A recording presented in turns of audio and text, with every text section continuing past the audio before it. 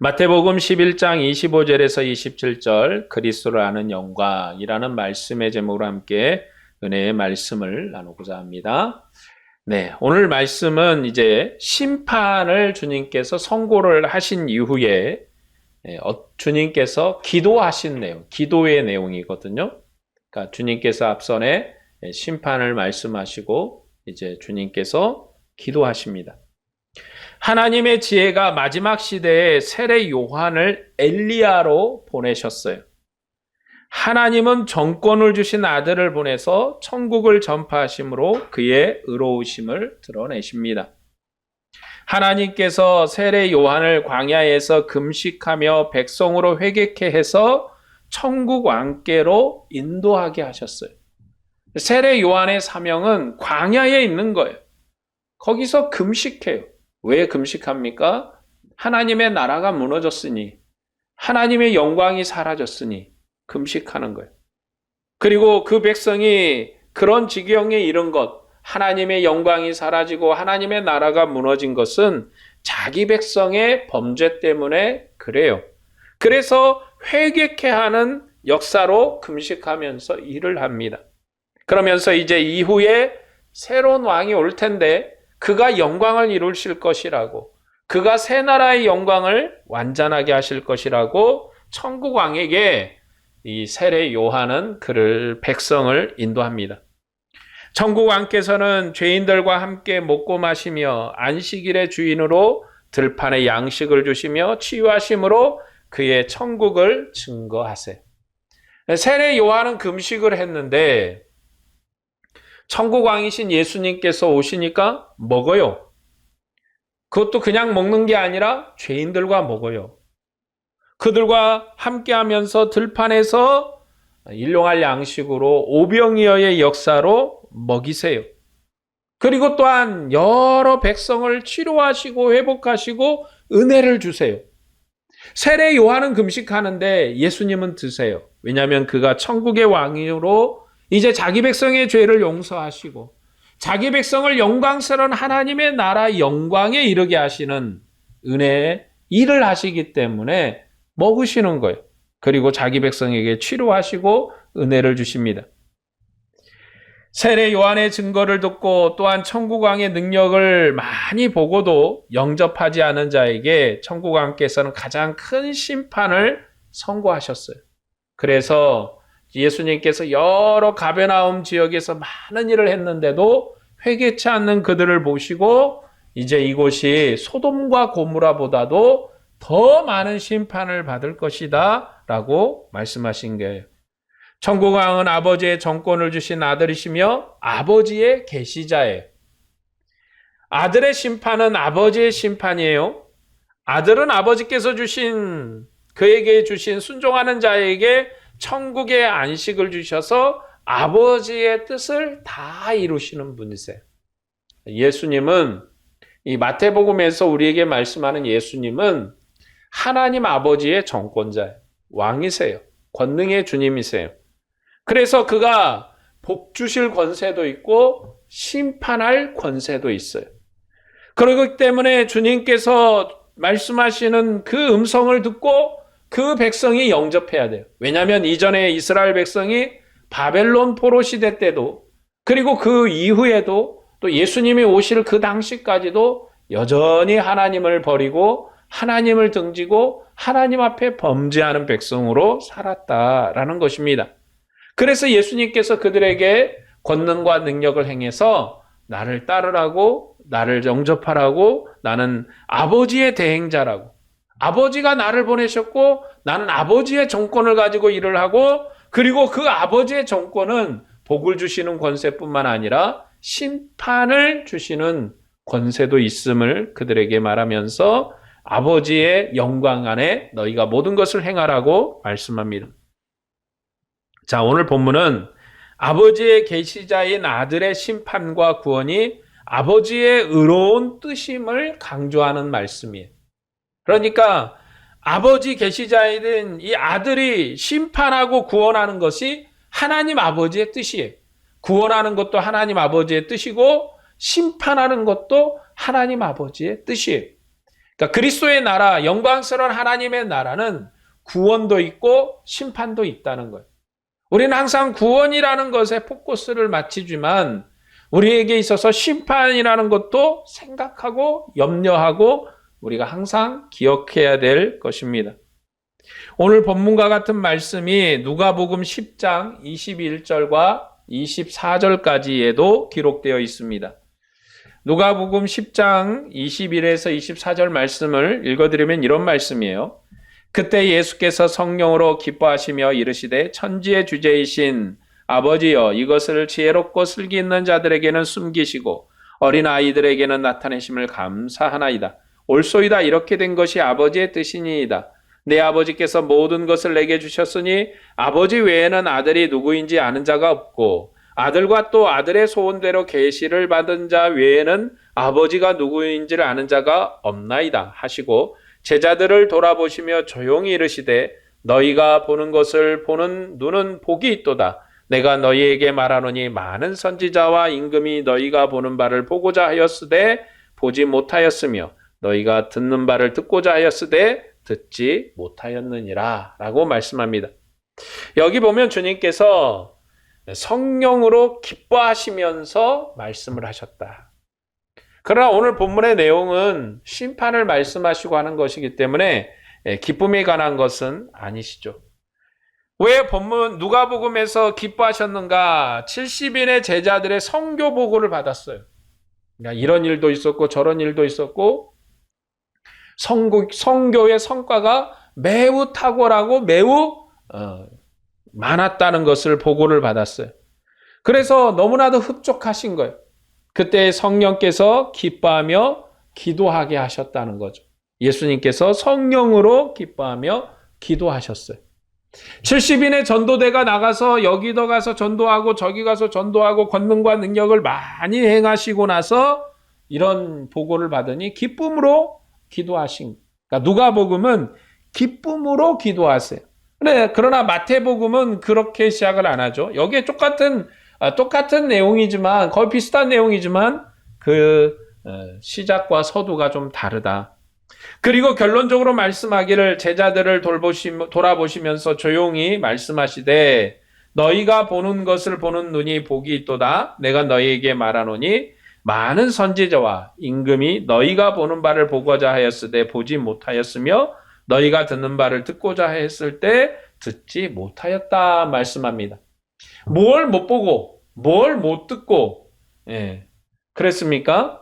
바로 예수님이 하시는 사역이고 70인 전도대가 나가서 전도 사역을 한 그것을 보지도 못했고 듣지도 못한 거예요. 이런 역사가 이스라엘 가운데 없는 거예요.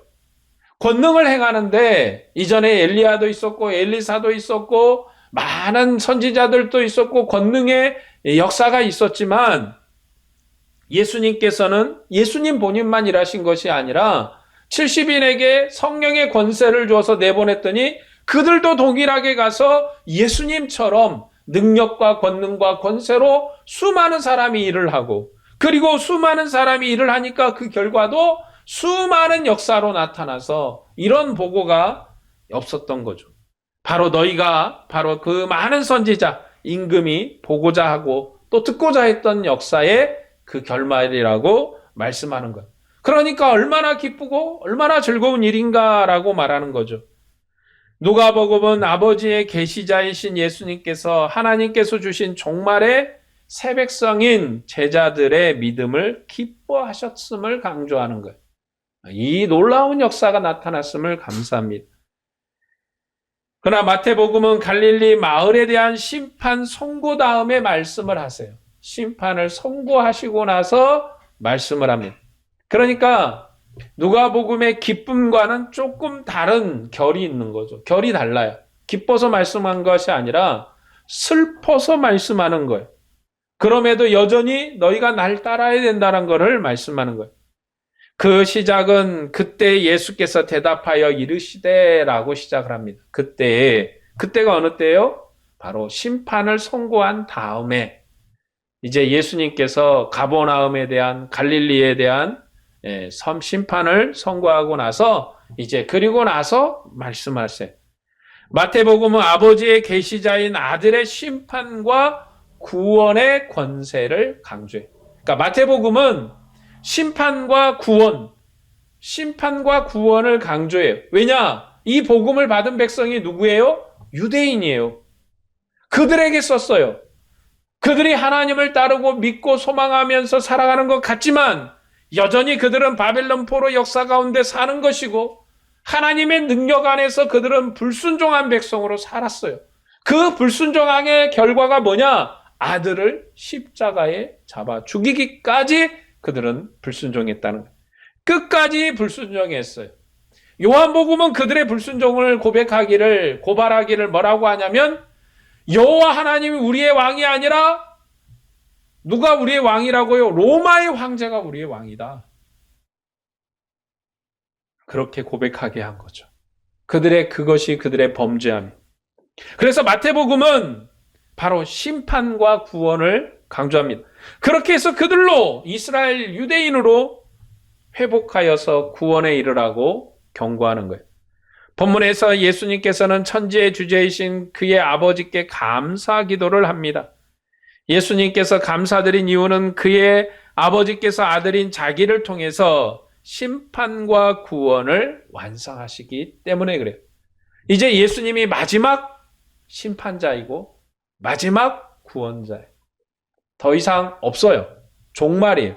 그러니까 우리는 종말 그러면 저 멀리 앞으로도 한 100년, 200년, 아니 그보다도 더 멀리 1000년, 2000년 후에 어떤 일어날 일 이렇게 얘기하지만 이 종말이라는 것은 구원사적인 관점이 있는 거예요. 구원적 관점이. 더 이상의 구원이 있는가? 더 다른 구원이 있는가? 없다는 거예요. 예수 그리스도 이름 외에는 더 다른 구원이 없다. 그래서 종말이에요. 예수님이 오신 게 그래서 종말이에요. 이전에 선지자들이 있었어요. 그들은 종이에요. 하나님이 사무엘도 보내시고 그 외에도 나단도 보내시고 여러 선지자들이 있었어요. 그러나 그 사무엘이 지나고 나단이 지나고 그 위에도 이사야도 있었고 엘리야도 있었고 엘리사도 있었고 느헤미야도 있었고 하박국도 있었고 요엘도 있었고 수많은 이 성경에 기록되지 않는 이름이 알려지지 않는 이름이 없는 선지자도 있었어요. 수많은 선지자가 있었죠.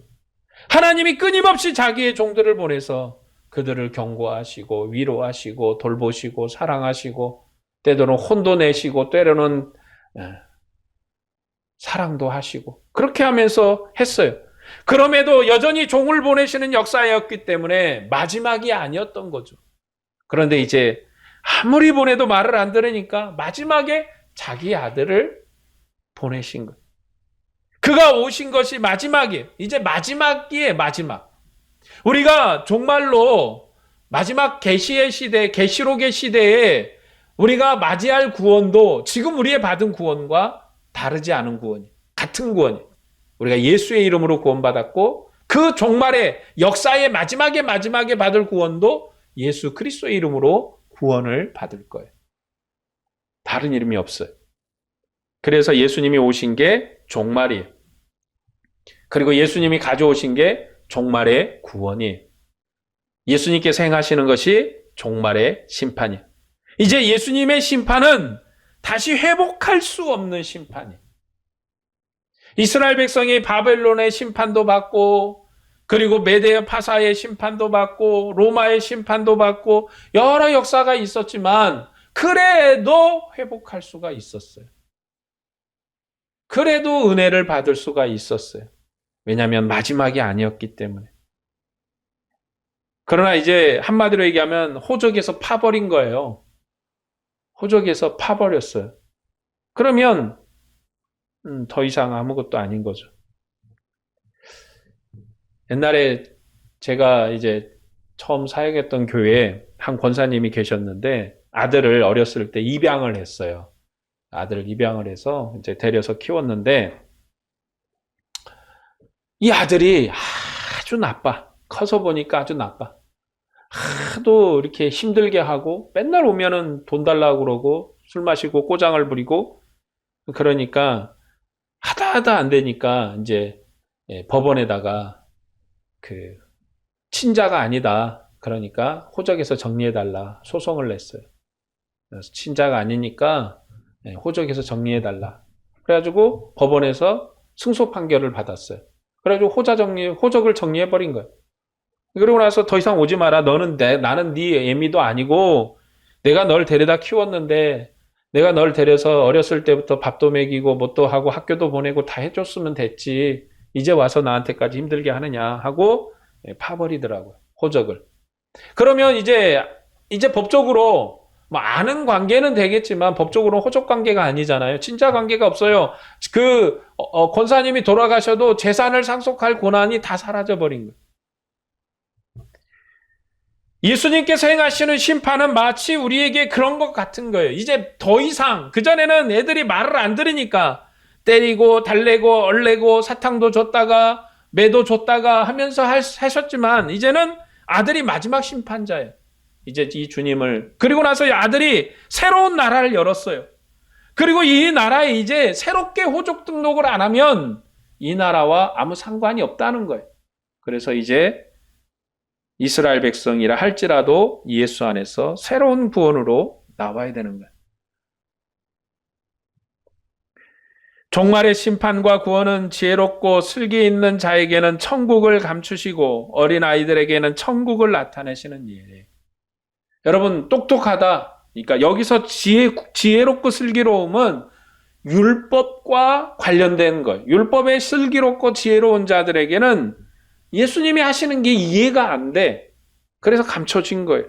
그러나 어린아이 같이 여기서 순수하다 이런 게 아니라 율법도 모르고 죄인이고 이런 사람들에게 있어서는 천국이 나타났다는 거예요. 이것이 아버지의 뜻입니다.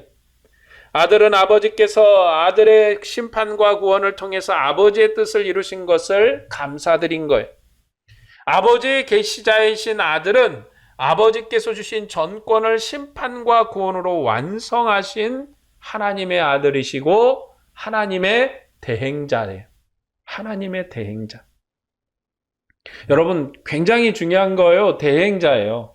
그 전에 선지자도 있었고 여러 사사들도 있었지만 대행자는 아니거든요. 종이었지. 심지어 모세까지도 종인 거잖아요. 그는 하나님의 아들이 아니에요. 구약 가운데 가장 영광을 얻은 사람이 어찌 보면 다윗이죠. 하나님이 아들 삼으셨잖아요. 아들. 그의 후손을 하나님의 양자 삼았어요. 그런데 오늘 신약의 이 시대에는요. 우리 모두가 다 하나님의 자녀예요. 그냥 아들을 믿는 자에게는 아버지가 영광을 주세요. 아들 안에서 영광을 주시고 아들의 이름으로 성령을 보내서 아들의 이름을 부르는 자에게 성령을 충만하게 하십니다. 그러나 그전에는 하나님께서 자기 아들 삼은 다윗에게 지혜와 명철로 성령을 충만하게 부어요. 그래서 하나님의 영광을 얻습니다. 주님께서는 하나님의 나라의 대행자로서 심판과 구원을 완성하셨어요. 반면에 누가복음은 아버지의 모든 뜻을 알리는 예수님의 선지 사역을 강조합니다. 아버지의 뜻이 알려지는 게 영광이에요. 아버지의 뜻이 알려지는 것. 그래서 제자들의 선교 보고를 들으신 후에 그때 성령으로 기뻐하며 기도하셨다고 그렇게 말씀하는 거예요. 그러나 마태복음은 예수님께서 그때 대답하여 이르시되라고 시작을 합니다. 마태복음은 아버지의 뜻을 대행하는 아들의 권세, 아버지의 뜻을 이루어가는 아들의 능력과 권세를 강조해요.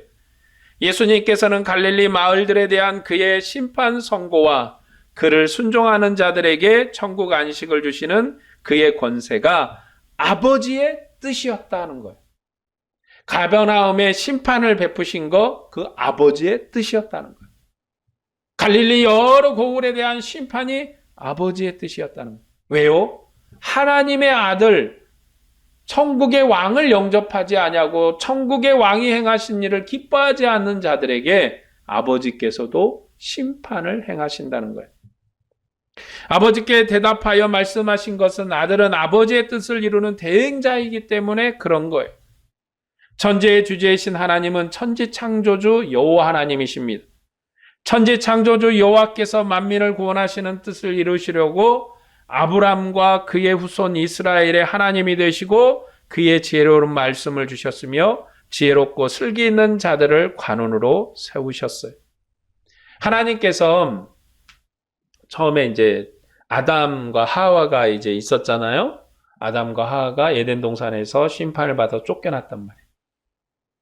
그리고 나서 그 위에도 이제 여러 노아도 있었고 역사가 있었지만 아브라함이 영광스러운 건요. 하나님이 친히 찾아오셔서 아브라함을 불러서 아브라함으로 말미암아 새로운 나라를 세우시겠다는 거예요. 새로운 민족을 시작하겠다는 거예요.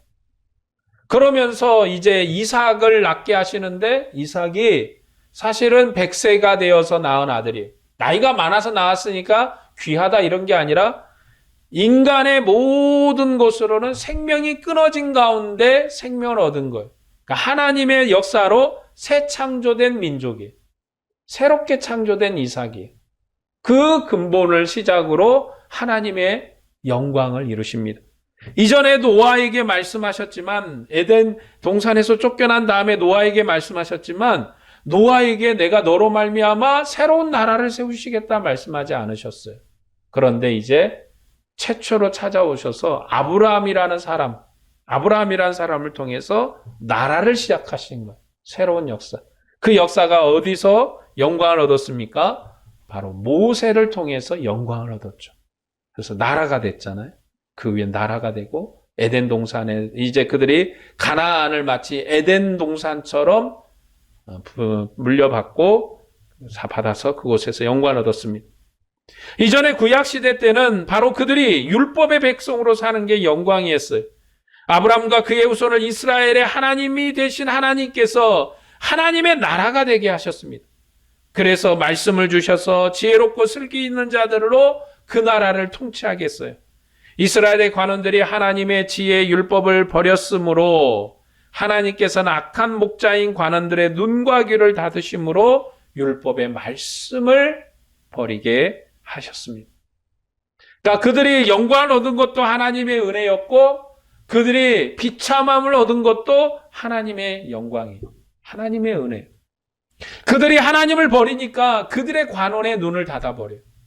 그럼 이스라엘도 어두운 가운데 들어가는 거죠. 하나님은 남은 자를 악한 목자에게서 건져서 이방 바벨론에 맡기시고 언약의 땅을 황무지가 되게 하셨습니다. 여러분, 바벨론 생활이 너무만 비참한 것만은 아니에요. 바벨론의 그 포로 생활이 없었으면 다니엘 같은 사람이 살아남았겠습니까? 여러분, 이 예루살렘 전쟁에서 다니엘도 죽었을지 몰라요. 다 죽였겠죠. 그런데 그렇지 않고 쓸만하고 똑똑하고 이런 사람을 이 바벨론 느부갓네살이 데려다가 왕궁에서 키웠잖아요. 그때 다니엘이 살았어요. 하나님이 남은 자를 살리셨습니다. 그뿐만인가요? 수많은 남은 자들을 살리신 거예요. 후일에 하나님께서 남은 자들을 언약의 땅으로 불러들였습니다. 그리고 언약하시길 하나님이 그들의 목자장이 되시고 다윗의 후손으로 다스리게 하시겠다고 하셨어요. 하나님은 무너지지 않는 나라를 세우시고 그들로 이방의 빛이 되게 하시려고 언약을 하셨습니다.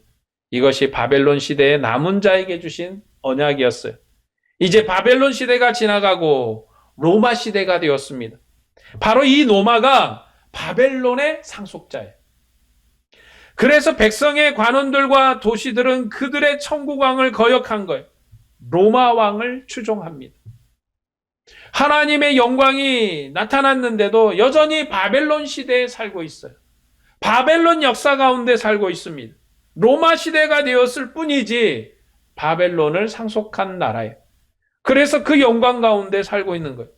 예수님께서는 천국 백성의 안식과 관원의 심판을 확정하는 12장에서 하나님께서 이사야 선지자를 통해서 관원의 눈과 귀를 닫아버리시고 저주가 지금 그들의 것이 되었다고 선포하셨습니다. 하나님이 지금 그들의 눈을 닫아버리신 거예요. 그러니까 못 알아봐요. 알아볼 수가 없어요. 소경이 소경을 인도한다. 이 말씀이 바로 하나님이 그들의 눈을 닫았어요.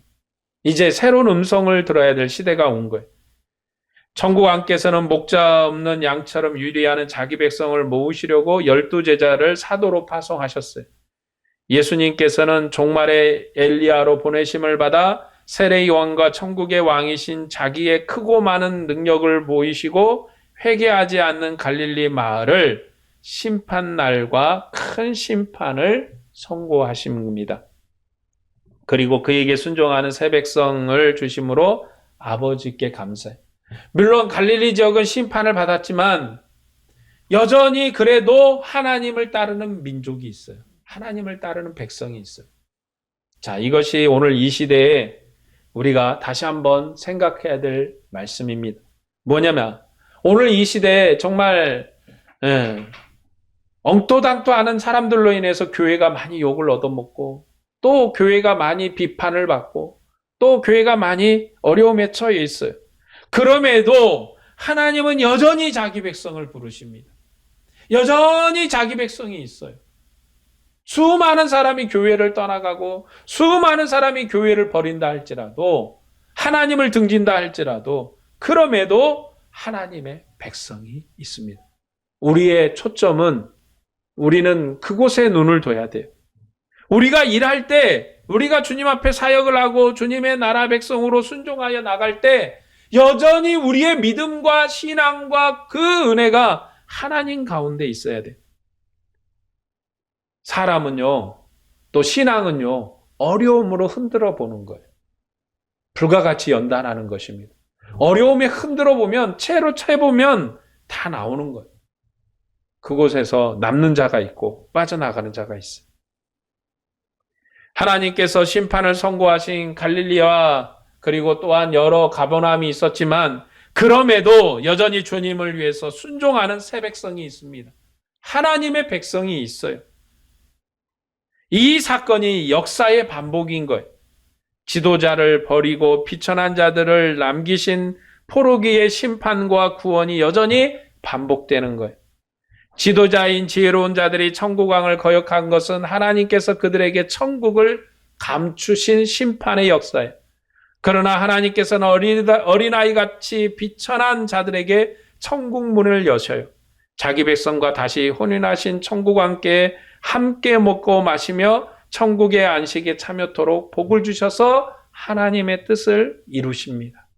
천국이 어린아이에겐 열려요. 똑똑하다, 눈이 있다 말하던 율법 학사들에게는 감춰졌어요.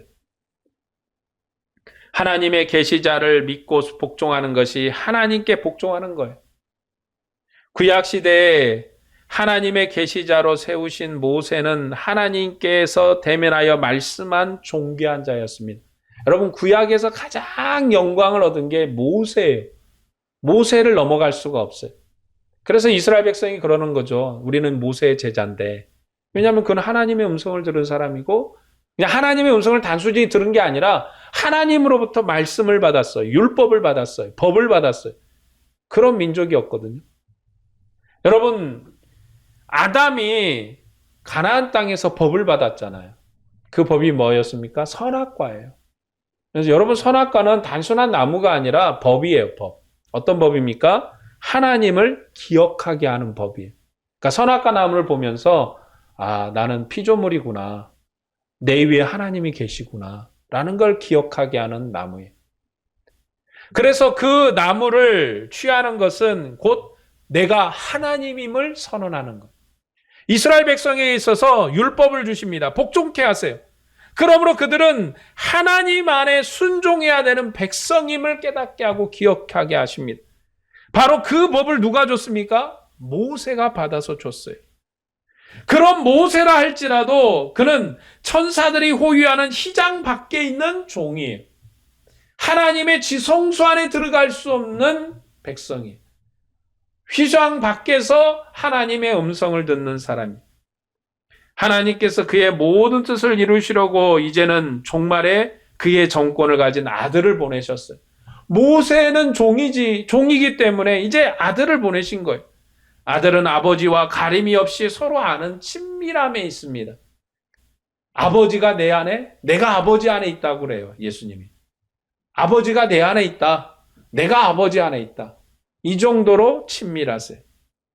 아들은 그 친밀함으로 아버지를 계시합니다. 하나님의 뜻이 뭔지 알아? 만세전에 감춰졌던 비밀이 바로 이것이야 하고 말씀하는 거죠. 그래서 아들의 심판은 아버지의 심판이에요. 아들의 구원은 아버지의 구원입니다. 아들을 영접하는 자가 아버지를 영접해요. 하나님 아들이 머리 둘 곳이 없는 인자로서 배척을 받지만 그의 증거를 보고 순종하는 자들에게 천국의 안식을 주십니다. 그것이 하나님의 모든 의를 이루시는 하나님의 뜻이에요. 하나님의 뜻. 하나님의 뜻이 뭡니까? 아들을 믿음으로 아버지 안에 있는 거예요. 하나님의 뜻이 아들에게 순종함으로 아버지께 순종하는 거예요. 아버지의 역사와 아버지의 진리와 아버지의 은혜가 예수 그리스도의 입을 통해서 그의 사역하심을 통해서 나타난 거예요. 우리가 아들의 말씀을 듣고 아들에게 복종해야 되는 거예요. 이것이 하나님의 뜻을 이루는 것입니다. 하나님께서는 우리를 모든 민족 중에서 부르셔서 순종하는 아들의 교회가 되게 하셨어요. 순종하는 아들의 교회는 아버지의 모든 의를 그리고 모든 의로운 뜻을 이루는 교회예요. 그러니까 교회가 뭐냐? 하나님 아버지의 뜻을 이루는 게 교회예요. 여러분, 우리는 교회를 본질적으로 생각해 봐야 돼요. 교회의 역할이 뭐냐? 교회가 무엇 하는 곳이냐? 교회가 어떤 역사를 이루어야 되는 곳인가? 여러분, 교회는요, 침묵이 먼저가 아니에요. 교회는 하나님의 뜻을 이루기 위해서 역사하는 교회예요. 아들의 뜻을 세상에 펼치는 게 교회의 역할이에요. 그러니까 사도 바울이 고린도 교회에 싸우지 말라고 그러는 거예요. 분쟁하지 말아라. 뜻에 순종해라. 여러 교회에 권면하는 거예요. 왜냐하면 교회도 사람이 모이는 집단이라 모이면 문제가 있는 거죠. 그런 문제를 해결해 가는 것입니다. 교회는 하늘 보좌의 영광을 얻으신 주님의 증거를 들으며 복종하는 교회. 여러분, 순종하고 복종하는 교회. 아들의 뜻에 복종하는 것이 아버지의 뜻에 복종하는 것입니다. 그러므로 오늘 우리가 아들의 음성을 들어야 해요. 내 아버지께서 모든 것을 내게 주셨으니 아버지 외에는 아들을 아는 자가 없고 아들과 또 아들의 소원대로 계시를 받은 자 외에는 아버지를 아는 자가 없느니라. 우리가 은혜를 얻어 아들을 알고 아버지를 알게 된 거예요. 성령께서 우리 안에서 강권하여 아버지의 뜻을 아들의 뜻을 알게 하신 거예요. 성령은 아버지께서 아들의 이름으로 교회에 주신 새 생명의 영이십니다. 그래서 성령이 우리 안에서 아버지의 뜻을 아들의 뜻을 알게 하세요. 성령께서 우리에게 아버지께서 주신 주님의 사랑과 영광을 증거하십니다. 우리는 이 증거로 아들을 생명의 주님으로 받았고 찬양하며 그 아들을 세상에 나타내고 증거합니다. 아들을 세상에 드러내는 것이 우리에게 향하신 주님의 뜻이에요. 아들을 세상에 보여요. 교회의 역할은 뭐냐? 아들을 세상에 보이는 거예요. 왜 우리가 착하게 살아야 돼요? 왜 우리가 분쟁하지 말아야 돼요? 왜 우리가 서로 사랑해야 돼요? 왜 교회로 서로가 지금 이 시대에 이렇게 교회가 되는 게 우리의 아픔이에요? 뭐 때문에? 세상의 아들이 안 드러나니까. 세상의 아들이 안 보여지잖아요. 자꾸 우리의 행위만, 우리가 행한 거, 우리의 말만 보이잖아요. 그게 우리의 고통이에요, 지금. 그러면 저의 고통이에요, 사실. 제 마음의 슬픔이에요. 교회를 통해서, 우리를 통해서 세상의 아들이 드러나야 되는, 예수님이 드러나야 돼요. 예수님의 사랑이 드러나고 예수님의 긍휼이 드러나야 돼요. 왜냐하면 세상에 예수님을 대리하고 예수님을 대신하는 게 바로 우리이기 때문에 그래요. 교회이기 때문에 그래요. 교회가 세상의 아들의 대행자예요. 바로 우리가 일을 하는 거죠. 우리가 세상의 아들을 증거하면 성령이 일을 하세요. 성령의 각 사람의 마음에 들어가서 아들을 아는 빛을 비추고 아들을 알게 하십니다. 여러분이 아들을 아는 것처럼 은혜를 주세요. 그러므로 우리는 아들을 증거하는 일에 힘을 다해야 됩니다. 때를 얻든지 못 얻든지 증거해야 되는 거예요. 알게 하는 거죠. 우리는 말하는 스피커에 불과해요. 엄밀히 얘기하면. 왜냐하면 사람의 마음을 바꿀 수가 없어요. 여러분, 어떤 말을 해서 사람을 설득한다는 게 그게 굉장히 어렵거든요. 그러나 성령이 역사하시면 그 마음을 설득하세요. 오늘 이 시대에 우리가 어려움이 많습니다. 슬픔이 있어요. 고통이 있어요. 우리의 슬픔과 고통이 뭡니까? 세상에 예수님이 드러나지 않은 것. 세상에 예수님이 감춰지는 것. 이게 우리의 슬픔이에요. 우리가 더욱더 주님을 사랑하고 정말 주님의 말씀을 증거함으로 정말 세상에 예수님을 알고 예수님을 알아가고 깨달아가는 역사가 나타나기를 소망합니다. 그 일에 애쓰고 수고하고 열심을 다하는 여러분에게 은혜와 평강이 충만하기를 축복합니다. 기도하겠습니다.